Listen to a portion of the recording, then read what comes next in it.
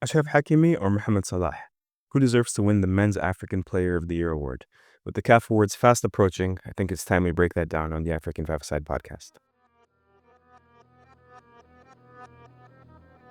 What's up, everybody? Welcome back to another episode of the African Football Report on the African Five-A-Side podcast. My name is Maher Mezahi, and this is brought to you by africasacountry.com. I'm going to plug the same article that I plugged yesterday called After the Coronation, which is breaking down the Gen Z protests in Tanzania following Samia Suluhu's re-election.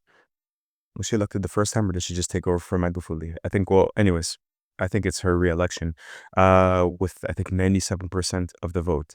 And it just goes over what's happening at the moment, how Gen Z in particular is feeling, and what the future is looking like, looking quite grim. Spoiler alert.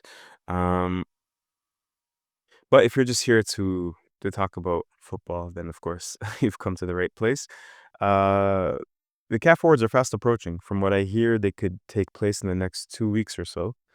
And CAF Awards, of course, you have Player of the Year, men's and women's. You have Young Player of the Year. You have Club of the Year, Goalkeeper of the Year. So many different awards taking place in Morocco, as they have for the last few years. But this year in particular, there's one race that I think we should all really focus on because it's very tight and we don't know which way it's going to go. And it's Men's Player of the Year between Achraf Hakimi and Mohamed Salah. So what I wanted to do is give you guys a little bit of context how these awards are sort of organized, who votes in them, and then who deserves to win this award in this particular category this time around.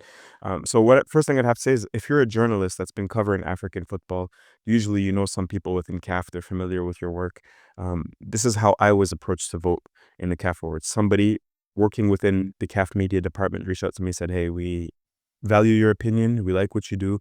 Would you be open to voting in the next CAF Awards? And I said, of course, yeah, I'd love to. And I've been doing this for several years now, but that's how it started. What happens is randomly you're sent an email link to your inbox from CAF CMS. So CAF Online, basically. And I'll read you the title of the email. CAF Awards 2025 Player of the Year, Men's Voting Link. So, dear Maher Mezahi, CAF is pleased to inform you that you have been selected to be among the panel for the voting phase of the selection process for the CAF Awards.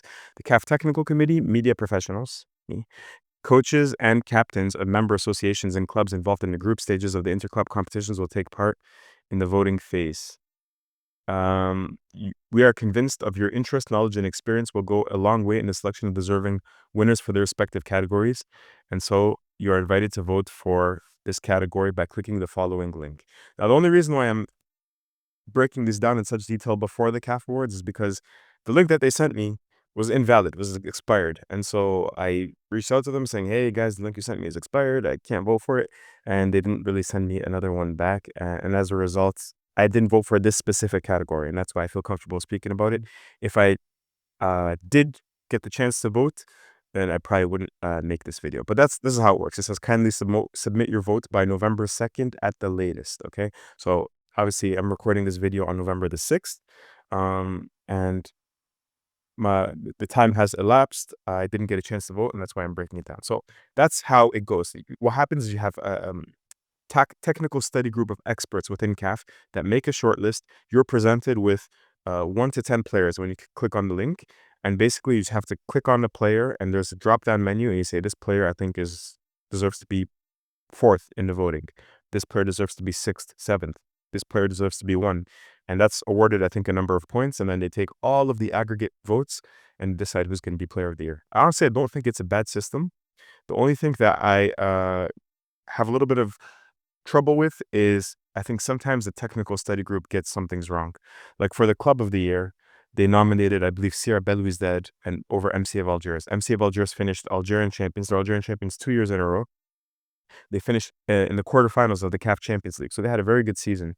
Sierra Belouizdad was knocked out in the group stages of the CAF Champions League, and they didn't win the Algerian title. They didn't win the Algerian Cup either. So what justification do we have for putting in Sierra Belouizdad over MC of Algiers? Essentially, we're being a little... I don't know if we're being difficult or not, because neither of those clubs are going to win the Club of the Year award anyways. But still, I really want, these awards to be as credible as possible, and for that to be the case. not only the winners, but also the nominees have to be the right nominees, in my opinion. So I know whoever is on that technical study group, I could be on a technical study group. I think there's always going to be controversial opinions, but sometimes they do really get it wrong, in my opinion. So let's get into the criteria for this particular award. Last year's CAF Awards took place on December 17th, 2024, and I was told that I have to vote before November 2nd. So what I did, which I think is logical, is I said, okay, I'm going to only count the statistics between December 18th and November 1st, between these two players in particular, Mohamed Salah and Achraf Hakimi. It doesn't matter what Mohamed Salah did in November 2024, October 2024, September 2024, or same thing with Hakimi. I don't care that he won a bronze medal in the Olympics last summer, because that counted towards last year's vote, not this year's vote. This was the only period of time that was taken into account.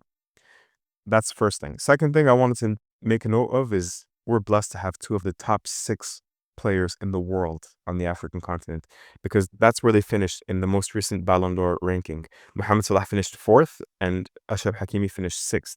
Now, I'm not sure if they're taking into account the same time period, because you're going to see that is extremely crucial.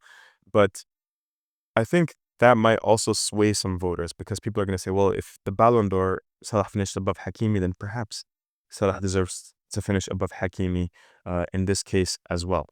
The other thing I wanted to make a note of is that it's tough to compare these two players, because we're talking about two different players, two different styles of play in two different positions.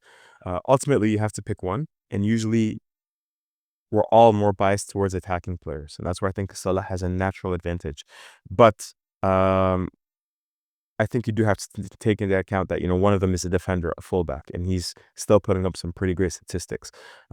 But obviously, we can't compare, he scored 30 goals, he scored 8 goals. It's just not apples to apples. And then finally, I prefer voting in these awards when there's an international competition or really tough qualifying phase. But that's not the case for either of those players. Really, if we look at that time period again, we're talking about World Cup qualifying, and they had 2 relatively easy groups. I mean, respective of those nations, Morocco and Egypt are powerhouses, and they didn't really come up against too much resistance in the World Cup qualifying groups.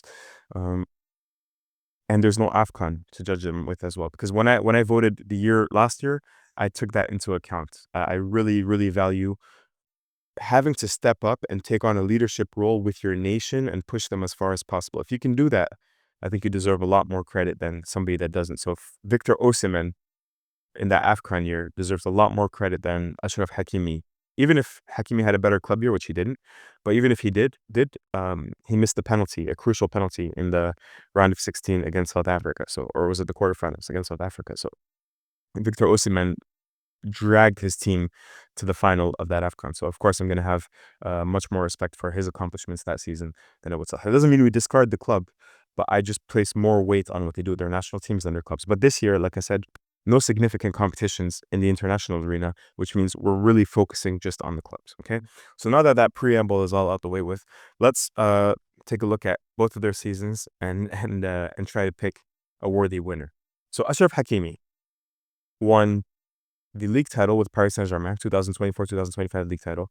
Also won the UEFA Champions League with Paris Saint-Germain, which is massive, and the 2025 UEFA Super Cup as well.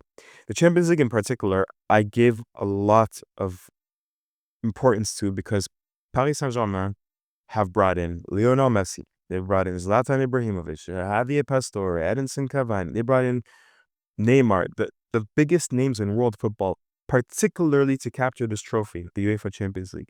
And time again, these Galacticos sides have managed to fail and trip up and stumble and hit every single obstacle.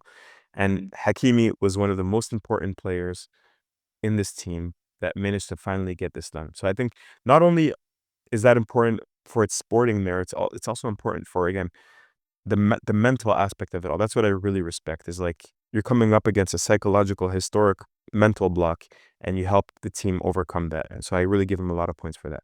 Statistically, for the 2024-2025 season, we're talking about 55 games played, 11 goals, and 16 assists. Now, in the Ligue 1, Achraf Hakimi only played 25 matches with 4 goals and 8 assists. So he missed 13 matches in Ligue 1. In the Champions League, however, he played all 17 matches with 4 goals and 5 assists. And then in the Club World Cup, which we should also count, where PSG lost in the final to Chelsea, he had 7 matches played with 2 goals and 2 assists. So despite the low number of matches played in the league, Hakimi was still amongst the top in assists. He was, I think, 5th or 6th place in assists. Also, top 6 in key passes per match. Key passes is the pass before a shot on target or a goal. No, before a shot on target, apologies. And then he was also 6th in distance sprinted per match with approximately 360 meters sprinted every single match. So that's going to be important for a point I make later on, but just keep that in mind. In the Champions League, as I mentioned, he played 90 minutes or 120 minutes in every single Champions League match, except for a match against Stuttgart, in which they were winning handily anyways. And if you remember, the group stage for PSG wasn't great in the Champions League, right? Or I don't know what you call that now, the preliminary stage. They lost to Atletico Madrid, they lost to Bayern Munich, they lost to Arsenal. But that's before the PSG made a few switches, moving Ousmane Dembele to number 9, for example. But starting from the intermediate stage, that's when PSG and Achraf Hakimi became unplayable. Achraf Hakimi had 5 goals in 9 matches in the intermediate stage, including goals in the quarterfinal, the semifinal, and the final, becoming, I think, one of a handful of African players to ever score in the UEFA Champions League final. So absolutely massive. The thing, again, let's remember something. We're talking about December 17th, 2024 to November 1st, 2025. The intermediate phase of the Champions League was pretty much that part of the year that we're not really counting, right? We're counting really the knockout stages when Hakimi was at his best. We're counting the Club World Cup when he played really, really well. The only, again, negative point is the run-in of the Ligue 1 championship. And that's because PSG, they've won I don't know how many consecutive league titles. It's not really that important to the club, so they want to rest players. They want to make sure they're fighting fit for the Champions League. So you understand why the club is doing that, but it is a negative point, so to speak. This year, 2025, 2026, going up to November 1st, he had played in 8 League One matches with 2 goals, 0 assists. And in the Champions League, 3 matches played, 3 assists, 1 assist in every single match of this intermediate or preliminary phase or whatever you call it. Also played, of course, 1 UEFA Super Cup match that they won against Tottenham Hotspur. Yeah, he had a brace against Brest, securing a 3-0 victory. That was his only man of the match appearance of the season. And he picked up where we left off in the Champions League, as I mentioned, with assists against Atalanta, Barcelona, and Leverkusen. So what are our overall observations for Achraf Hakimi? For me, it's I wrote this before. I wrote this last week as I was making my notes. I said he's football's Iron Man, first of all. Him and Salah, they rarely ever get injured. And in North Africa, we would say, "Drabnaha bil-ayn," we maybe cast the evil eye on him. I didn't mean to do that. I apologize, Achraf Hakimi, if you're watching. I don't think he's watching, but he was really, really fit. He plays a lot of football. He's played an incredible amount of football, actually. It's getting to the point where you hope that he's not in the red, and that's why maybe I think PSG stopped him from playing so much in the league on the run-in. But that's a huge point of positivity, is that he's an Ironman. Ideally, again, if we're judging the entire season, he plays all 38 matches of the Ligue 1. That isn't really realistic. He showed up in the competitions that his club wanted him to. Then the thing that I think we really have to factor in with Hakimi is, these are the strongest points to vote for him. Number 1, he showed up in the biggest moments, in the biggest competition when his club needed him, which is, of course, the knockout stages of the Champions League. But number 2, he helped contribute to PSG's change of style. Because PSG, if you remember, when it was Neymar and Messi and Mbappe, it was a lot of individual play. There was no collective team defending. There was no collective team attacking. It was get the ball to the world-class players, and everybody else try to help when you can. Everybody else has to compensate for them, particularly defensively, because those guys were not running at all. And under Luis Enrique, I mean, this is not anything that's unknown. Everybody's, this was the main observation from the PSG side last season. Everybody's running everywhere. And there's that famous clip of Enrique speaking to Mbappe saying, you have to defend Like Michael Jordan was a crazy defender. You have to defend if you want to be world class in this system. And so that change of style, where all of a sudden PSG became a collective, is one that I think Hakimi deserves credit for, but it's also one that maybe we could maybe dock some points for. Um, because they wouldn't be PSG who they are without their fullbacks, Nuno Mendes and Achraf Hakimi in particular, and their athleticism and how much they run up and down the pitch. PSG they wouldn't have the success they would have with that. But PSG are also a real collective. Hakimi is one of the best players on Paris Saint-Germain, but he's one of the best. It's not like he's the best player. Like we could say Mohamed Salah was the best player of Liverpool last season as he helped them win a Premier League title. Um, so I think he deserves credit for helping them change their style up, but at the same time, he's always going to be docked a few points because the rest of his teammates are so great as well. Ousmane Dembele, of course, winning the Ballon d'Or, but not just him. Vitinha had a fantastic season. Nuno Mendes, as I mentioned, had a fantastic season.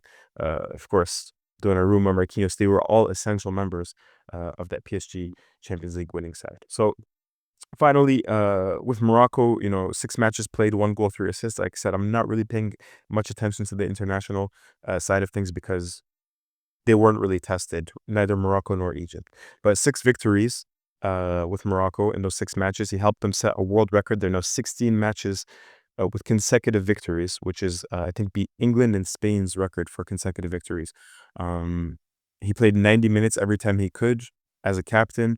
Um, and 2 of his 3 assists of the 6 matches played came in 1-0 victory. So they were important assists. It's not like they were, blowing out team 6-0 when he provided those assists. So he was important for Morocco, but like I said, I'm not really according too much importance to that. Okay, so Hakimi, hell of a season, right? Mohamed Salah. In 2024, 2025, he played in all 38 Premier League matches. Just one of 21 players in the entire Premier League to do that. Okay. I think he might have even started all 38 matches. And I think if that's the case, then he's one of maybe 2 or 3 to do that. In the 38 matches played, he had 29 goals and 18 assists. In the UEFA Champions League, 9 games played, 3 goals and 4 assists. In the EFL Cup, if we're counting that, 5 games played, 2 goals, 1 assist. I wrote that. Who cares?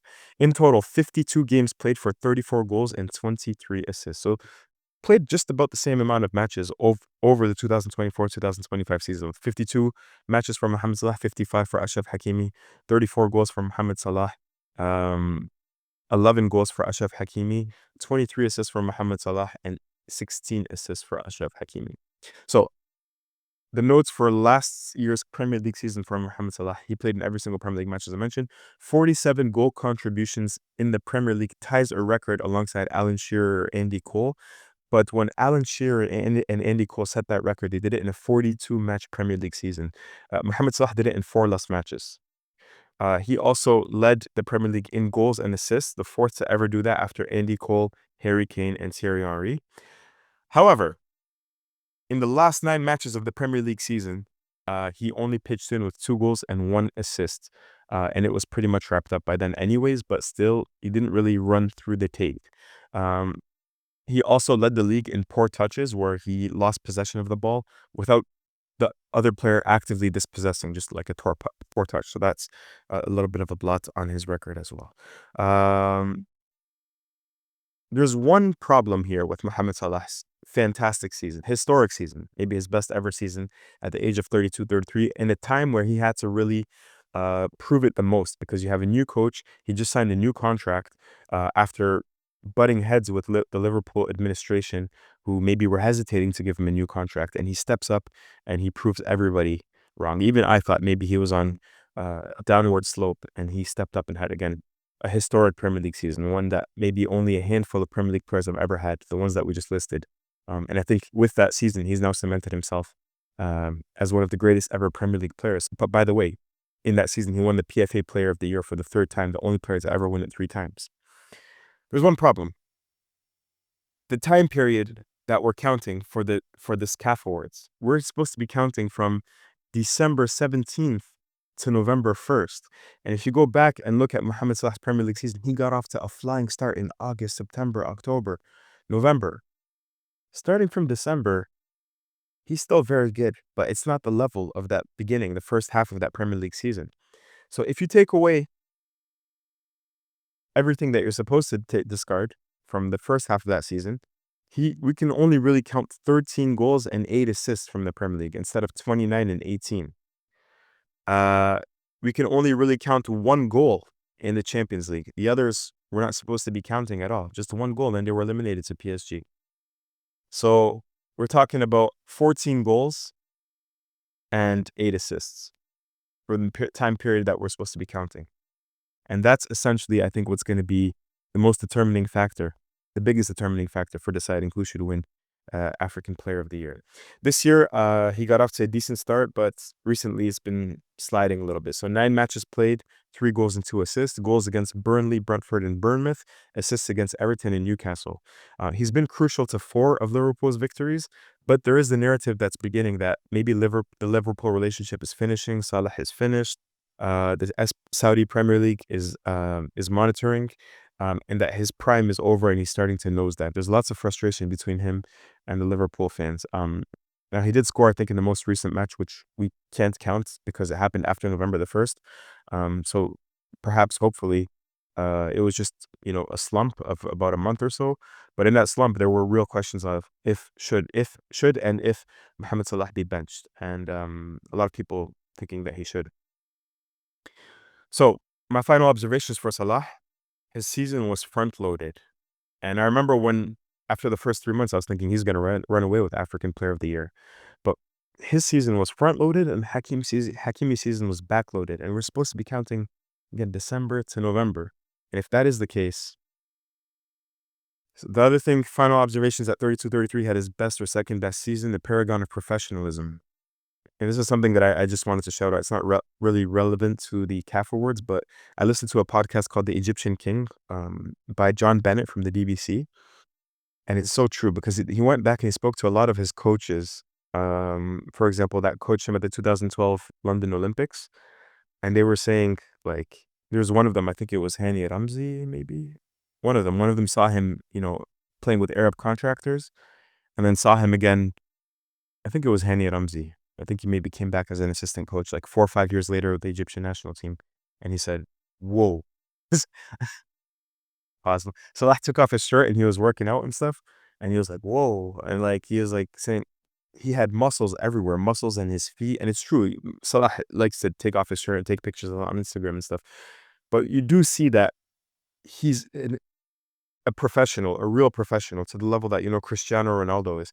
When he was in Egypt, he wasn't really taking care of his body like he does with Liverpool. And that's why I think the way he takes care of his body is the main reason why he's been able to have seasons like this, at the age of 32, 33. In a season where Riyad Mahrez and Sadio Mane have been receiving a lot of criticism. Mahrez has been criticized for his weight. Skinny Mahrez, they're calling him skinny fat because he has a little bit of a belly. Mohamed Salah is shredded, ripped, and still playing at the highest level with the best fitness levels that he's had of his entire career. With Egypt, he played in 5 matches. He scored 4 goals and had an assist. He helped Egypt to a World Cup for the second time in his career. The only Egyptian star we can say that helped his country to 2 World Cups. Yeah. I mean, like, Hussam Hassan, we're talking about like main superstars, like Hussam Hassan. You can't really say he did that. He did in 90, but he didn't help them to a second World Cup. In a wider context, he's also the greatest World Cup qualifying scorer of all time on the African continent, with 20 goals, I think, passing Didier Drogba. And he's catching Hussam Hassan for the national team record, which I'm expecting him to break in the next probably 6 months or so.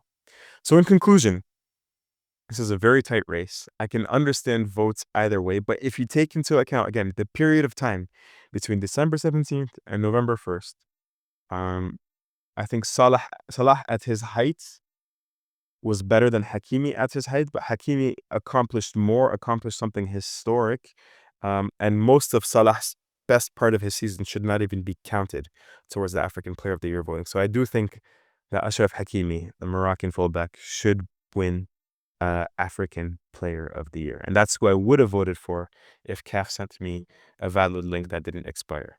So that's showing you some of like my process when I vote for these players. I do a statistical analysis. I try and think of general context clues. I try and speak to people that are experts at PSG and Liverpool. I try to remember as many matches as I watch from the two of them, and then I try to come to an informed conclusion. So I hope that explains some of it as well. I do think Achraf Hakimi, as I mentioned, uh, should be considered Player of the Year. But the final thing that I would mention is that I read you the email from CAF earlier on. The one thing that CAF doesn't do, and I don't know if this is a good thing or a bad thing, they don't really give us a criteria uh, on which we should vote on, and I think sometimes I think they should. Um, if they said, we only want you to take into account performances from this date to this date, I think that would help so many people vote. If they said we want you to give more importance and more weight to international competitions than club competitions, again, that would go so far into helping us determine who should be Player of the Year. Because when they don't do all of that, I think that's when you have varying opinions, wide-ranging opinions, and that's when you have people going, "Oh, I can't believe, these CAF awards, they're rigged." No, no, no, no, no. So sometimes I think CAF should give us some kind of criteria on which we should vote for. But at the same time, I kind of like when they leave things open as well. So maybe I think more vague ones, but just something. Give us something, like dates, for example. I think that would be really helpful. Anyways, I'll leave it here for now. Again, keep it locked in, thumbs up, subscribe, comment. We are full steam ahead. AFCON is in 43 days. I want to do a video like almost every other day now. We're really going to be accelerating with the African football coverage. Huge, huge, huge international window coming up as well. So keep it locked in. We'll speak to you all very soon. Peace.